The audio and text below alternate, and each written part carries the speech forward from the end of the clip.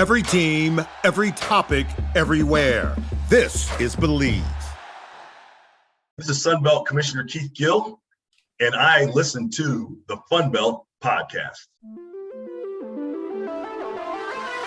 This is the Funbelt Podcast, part of the Believe Network. Hosts Dusty Thibodeau of Warhawk Report, Jeremy Harper of Howlraiser, and Shane Metlin of the Daily News Record. I think it's potentially a very good week for the Sunbelts. But I'm just kind of going off on a random rant. It's just frustrating.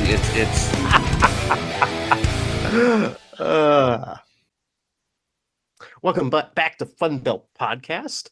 Here we are coming towards the end of the sporting season, guys. It's coming to a crescendo, to a big close. Football, basketball, soccer, volleyball, bowling. All that's coming to an end. What we've got left now, we've got softball. We've got baseball. I think there's a little bit of track and field mixed in there. There's some golf, some NCAA tournament golf coming up. But for the most part, gentlemen, we are entering, we're like on the cusp of that black hole, that event horizon, when there is nothing in the college sport world to talk about except for hypotheticals like what would Sunbelt coaches be if they were Domino's pizza toppings or something like that? The dark ages where we call June and July content, but we're not there yet, guys. We got a couple things going on. I think the one thing that we definitely 100% needs to talk about before we talk about anything is how did Troy suddenly become the baddest, assest team in the Sunbelt for baseball?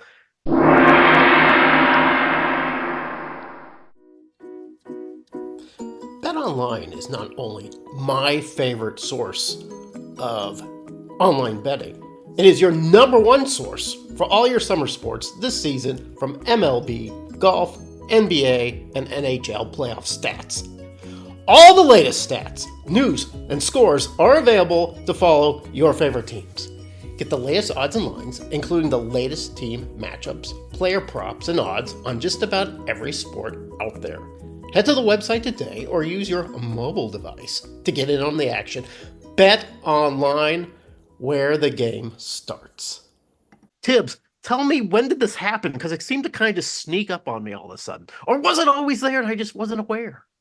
Skylar Meade got his boys with hot bats right now. They are literally beating opponents, outscoring them. You look at even this past weekend when they were playing the Cajuns in the 3-game series. They took the series 2-1. But they were able to put together some deep balls, timely hits, and a pretty good pitching performance to move themselves one game, or within one game, rather, of being atop the Sunbelt Conference standings as we're 2 weeks out from all of us joining hands in Montgomery, Alabama for the conference tournament. At this very moment, as we speak, as even Shane is about to try to inject himself in the conversation, Troy and Alabama are playing. Troy is up or down 6-5 to Alabama. Shane, you got something to say? No, just that. I mean, I think the momentum they seem to be taking into the postseason seems pretty huge to me. Especially, we'll probably obsess over the standings and the seedings for the tournament, but in a double elimination thing, I'm not sure how much 1 versus 2 versus 3, 4 matters that much. Like if you're as hot as Troy is right now, you got to feel pretty good no matter where they end up. You know why? Because Troy is playing with like some sort of like the swagger, right? They really kind of feel it, but the way like Coastal Carolina used to feel it, the way the Cajuns used to feel it, the way once upon a time Southern Miss used to feel it, Troy is just really feeling it right now. You can see it oozing out of social media pages, just how much that they like just where they are. They're confident in every game. Tibbs, who's their guy? Who's their bell ringer? This year it's Mock, who is the hot bat right now. He was Sunbelt Conference Player of the Year this year. Our guy, the All-American. See, I even forget his name. Sugar Shane. He's been MIA this year, but next guy up, they have a guy that's just filling in and next man up. also sitting on the peripheral, Shane, are your James Madison Dukes. I believe you posted something that the Dukes are something like 37 in RPI, sort of on the cusp. Are they getting into this tournament? Do they just know. want to be in the tournament? They have a golden opportunity to play their way to the tournament over the next few weeks because the games are there. Like their final 4 games of regular season are against Virginia Tech, another top 50-ish RPI team, and then at Troy for the final Sun Belt series. They go 2-2, assuming they take care of business against Marshall that struggled.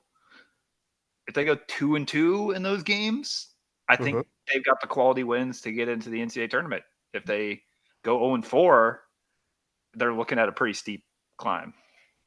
Now, I know it's a little too early to talk about Sun Belt tournament. We'll probably talk about that next week. But Tibbs, do you see a team out there apart from the top 4 that we've mentioned that has a chance of sort of getting the upset run and entering the NCAAs on the strength of winning the Sun Belt tournament? It would be the most most thing for them to go on the run. Not to say that I think that is in the cards, but that would be the most most thing. I still like kind of as a dark horse. I like Old Dominion sitting right now, right around the 7th position. I would never count out Coastal Carolina either. They've fallen. They're actually 1 game back of Old Dominion, but I still like the Chants, especially when mid to late May starts rolling around and it's conference season. So offline, you had said that you felt like Coastal Carolina's kind of settling back to where they had belonged in the season. What has happened to the Chants? Is it pitching? Is it hitting? Yes, all of the above. I feel like they just kind of hit that late season slump where the pitching's not there, the hitting's not there. Guys are tired, fatigued, hurt, mental, and everything else. There's no cure for that other than just grinding it out, getting back out there and really playing in the dirt a little bit more and trying to shake it off. So speaking or just staying on the diamond, once again, Cajuns are your best team in the Sun Belt. I guess we have to face that. By a game. Yeah, but bad, just good. I believe the all Sun Belt honors came out loaded with Louisiana talent. I think the player of the year is just a sophomore. Is that right? Just a sophomore. So unless she gets poached, which is, I wouldn't say it's possible. I would say it's probable. We'll be seeing her for a couple more years, and that's going to be rough for every other opponent. So who's got a chance to make a splash in this tournament, Shane? Is it JMU? Does JMU have a shot?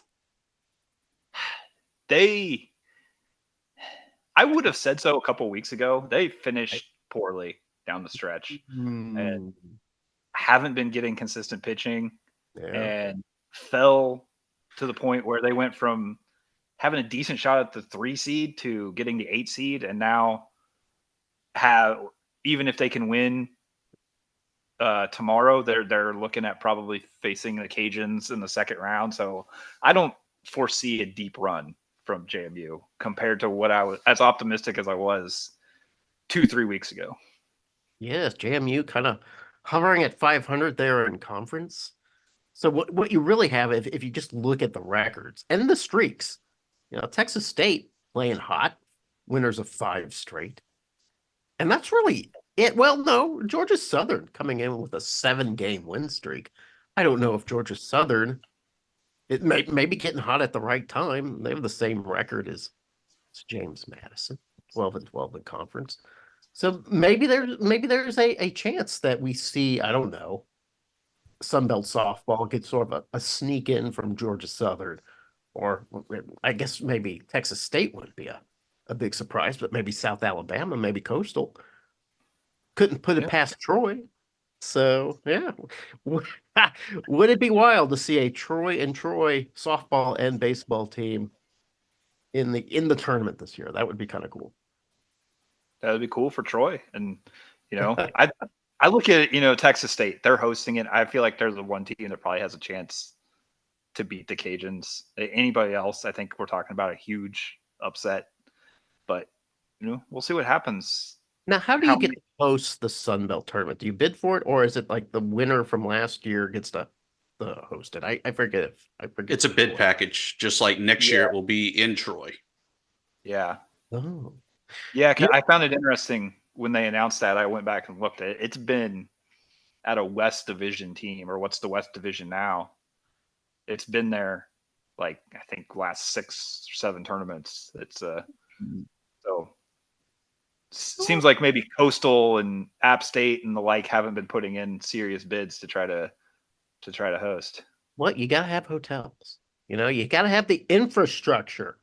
You gotta be able Well, to. not to mention, App State's not even in the tournament. I mean, top 10 are there.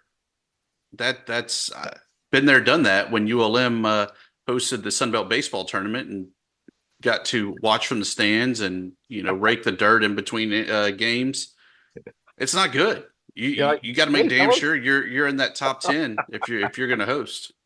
Yeah, it's not like in soccer when you host the World Cup and they just let you remind your fans that you're not in it by like having it in town and people driving by and seeing. Oh, they're playing. You know what they should do? They should host it at Arkansas State, like use the baseball diamond for that, and just really rub it into Red Wolves fans. How look, the Sun Belt has overtaken your own facilities and made you their bitch. And now you're watching the Sun Belt play the sport that you refuse to participate in. Why? Why Arkansas State? Isn't that kind of like if bowling went to Lafayette? That would be awesome. I would love that. All right. Speaking of women's sports, and not necessarily bowling, but slightly obscured, slightly regional types of sporting events. Congratulations to James Madison and the women's lacrosse team. I believe they are an at-large bid for the NCAA tournament. I believe got beaten by Florida, right, in the conference? Yeah, they like mentioning the softball team struggling down the stretch. You could kind of put that same thing on JMU women's lacrosse. They were close to being the number 1 team in the country earlier this season. They were number 2 for a while.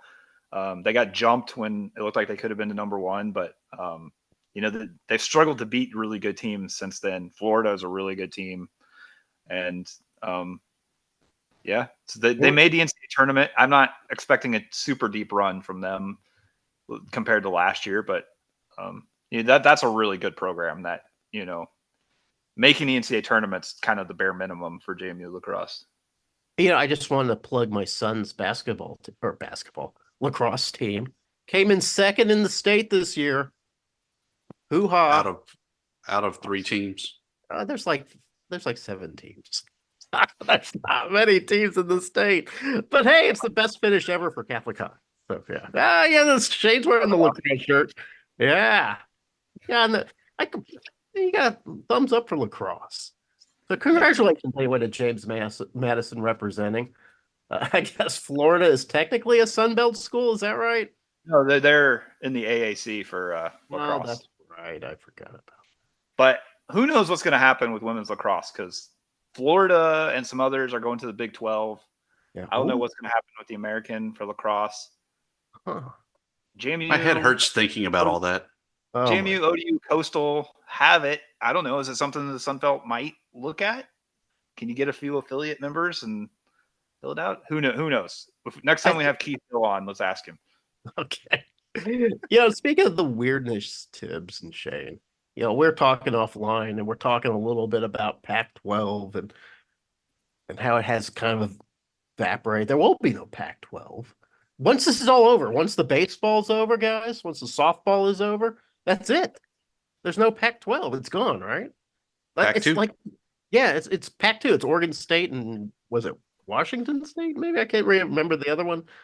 Wazoo. They're kind of like TCU getting thrown into the group of five wilderness. Just here you go. You got to fend for yourself. But it's weird. It's going to be like a college football and basketball and volleyball season like we've never seen before. I mean, we're so used to having these power conferences, these group of five conferences, having the same arguments about who should get recognition and who shouldn't. And now we have an entire conference, an entire what was considered a power conference gone. How weird is that going to be, Shane, when it's, the end of August and everybody's suiting up and nobody's like talking about Pac-12 after dark or Pac-12 at midnight because there's no Pac-12. It's gonna be weird, and I mean, I guess I'll be talking about the Big 12 and the Big 10 because they decided to add those teams. I don't know. They'll play in that window, but it's weird. It's even for me, like, I see Colorado always making headlines kind of for the wrong reasons because they're talking shit about somebody, or Shadir Sanders puts out his song today, and and it's all like Big 12 fans like getting on him. Like that's like those are rivalries, and it's like God, I forgot. Yeah, that's what it's going to be next year. It's weird. Yeah, it's hard to even fathom these rivalries. But to me, listen, when the Southwest Conference broke up and all their members scattered to the winds, I don't really remember that. That was I think I was maybe in high school or maybe I forget exactly what year that happened. It didn't really bug me. I didn't give a shit. But now it just feels like the whole foundation of college football's crumbling. Like the college football that I know, the college sports that I know, it's not going to be the same. I don't think people have really contemplated yet. We're still thinking of it as 10 conferences, and it's just not that anymore. And the changes are just going to continue to happen. Tibbs, have you come to grips with this? Yeah, I mean, it's really, we're seeing the dawning of what we see in all the other sports where you're in Conference USA for this sport, and then you're in the ASUN for that sport, and the Ohio Valley for that. There's not going to be a true allegiance in this next realm of realignment or whatever you want to call it, that the Sun Belt will maybe be the umbrella for football. Maybe they sponsor men's, women's basketball, baseball, softball, but everything else is going to be Southland or the United or the AAC, Conference USA, whatever. That is an interesting take. It's a strange take because we just haven't seen that before. We have seen it with all the other sports. Are you talking about like lacrosse and bowling and beach volleyball and that? Is that kind of what you're talking about? Yeah, exactly. Yeah. All right. So I saw something that came across the wire a couple days ago that made people aggravated. Was the proposal of a group of 5 top 25? I feel like I know where Tibbs is going to land on this. I'm going to ask Shane, what if there was just an official group of 5 top 25? What would you think of that?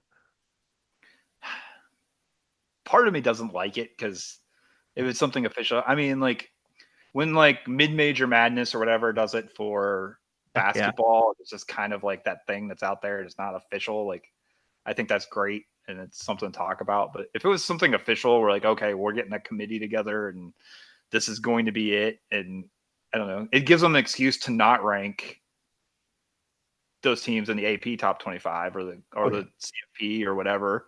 I don't like it. I mean, if that's where it's going, and that's maybe like, we had this discussion the other day about like the potential playoff, and it was like, if they're actually getting out ahead of getting completely shut out, that's one thing. But if they're just voluntarily relegating themselves to second tier status, like I don't necessarily like that either.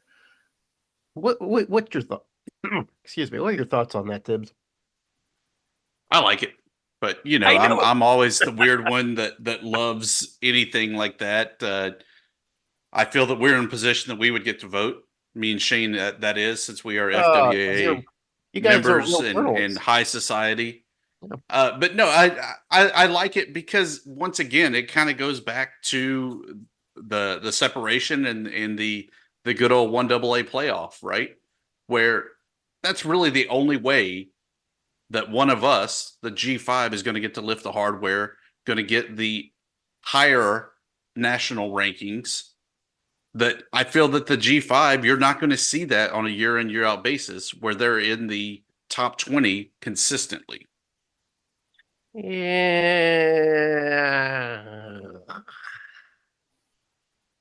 You talk about lifting the hardware.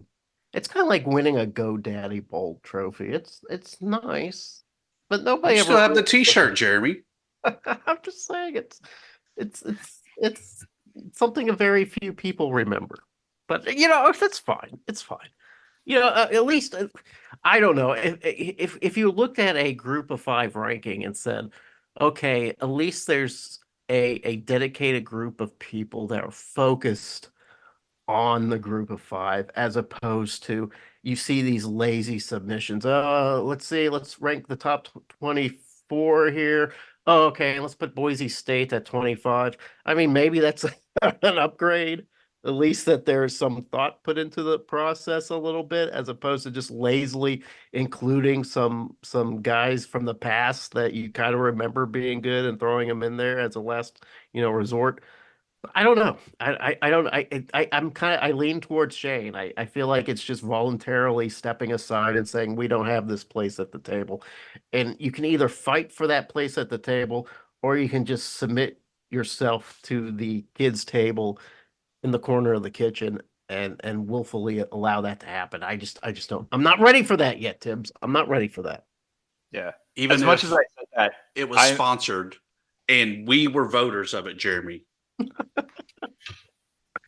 If we were I'm sorry, voters, Shane. I had to get that out.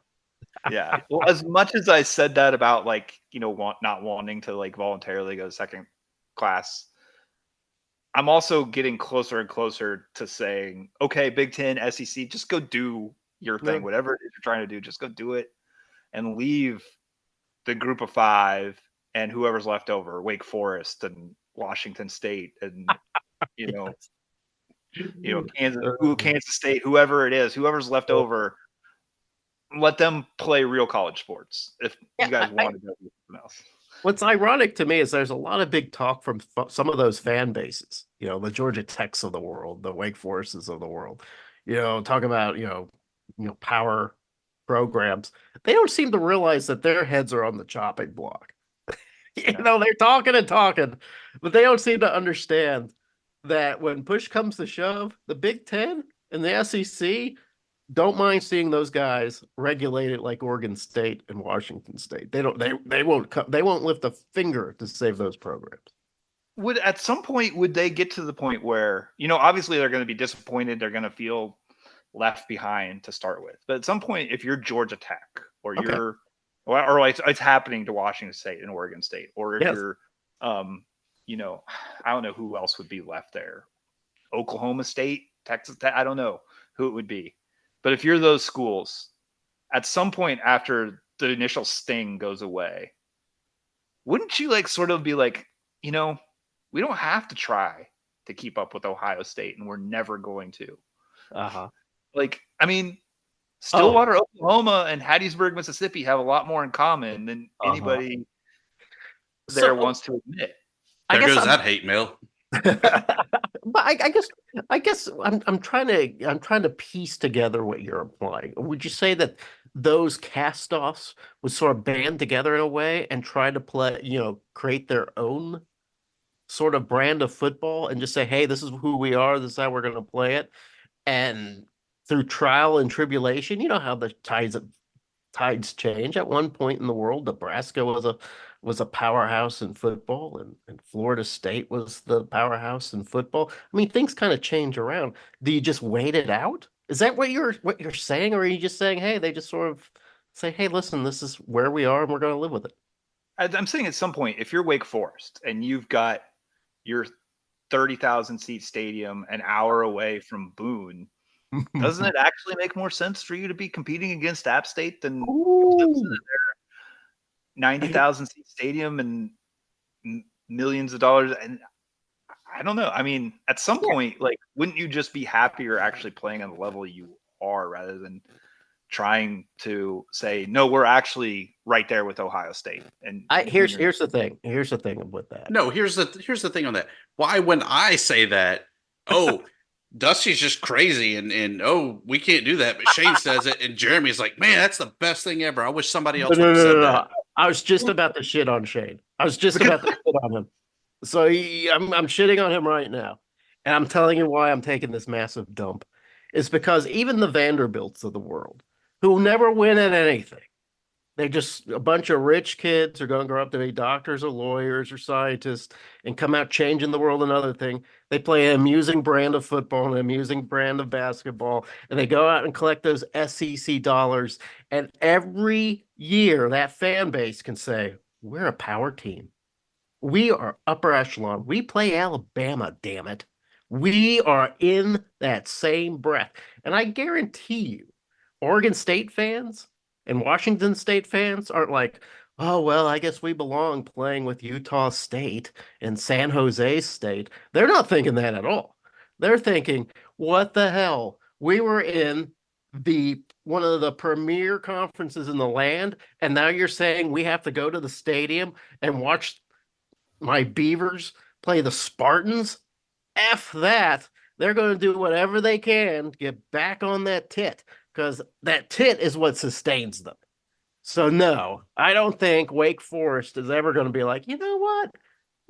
It's probably better that we play Appalachian State because that's really more to our speed, because fans do not think that way.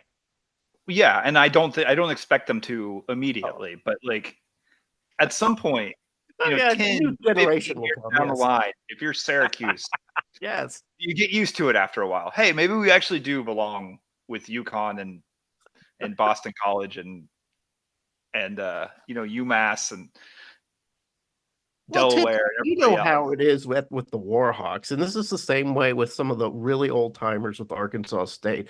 They will pine for the days of being in Division II when they got to hoist the hardware every other year because they were good then, and we were playing, the Lamars of the world, and we were playing the McNeese States or whatever the old tiny places were, and at least we were winning. And what happens is that the younger generation comes out and chokes those guys out. And so, yeah, maybe Wake Forest in 50 years, the fans are like, yeah, I don't remember the time we used to play at Clemson and Florida State. I remember those days. But, man, I remember playing Georgia Southern. Those guys are great. Yeah, and every time somebody gives me that of, oh, ULM should drop back down to the Southland. Yes. You realize in the heyday, 1987, yeah. National championship year. Yes. Nobody several NFL players, including what could be a Hall of Famer in Stan Humphries. Oh, right? Yeah. No sellouts. Okay. That's because people didn't know that they were going to be good and win a national title in 87. And 88, coming in off the national title, how many sellouts, Jeremy? 0. Congratulations. You win a front row seat. Yeah. It doesn't matter. But people can say what they want to of, oh, we should be back in the South and we should be playing the McNeese's. They're more on our level, this and that. It doesn't matter. You're not going to support them if they were non-existent. You would bitch about not having football at all then. You're going to bitch about them playing D1. You're going to bitch about them playing in the Southland. You know what? At the end of the day, you're making more money. You're having more exposure for the university for both sides of the bayou when you're playing that D1 schedule. So stay D1 and keep rolling, baby. Absolutely. In fact, why did JMU move up? They were doing just fine in the FCS. They were hoisting the hardware.